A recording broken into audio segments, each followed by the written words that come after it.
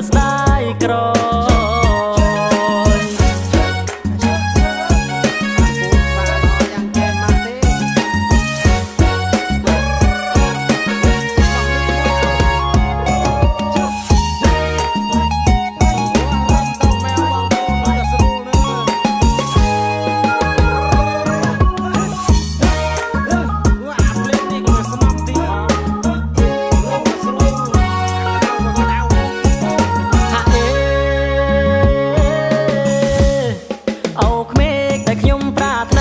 អត់ចេះលោឡាអើយខ្ញុំខ្មាំងគេ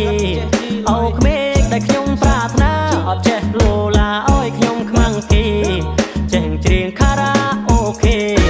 នឹមកូនប្រសាដកមីនៅពេលទំនេរអើយមានកម្លាំង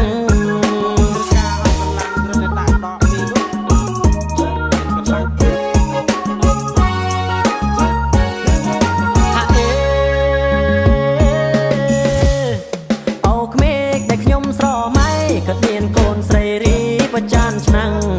អូក្មេកដែលខ្ញុំស្រមៃក៏មានកូនស្រីរីប្រចានឆ្នាំង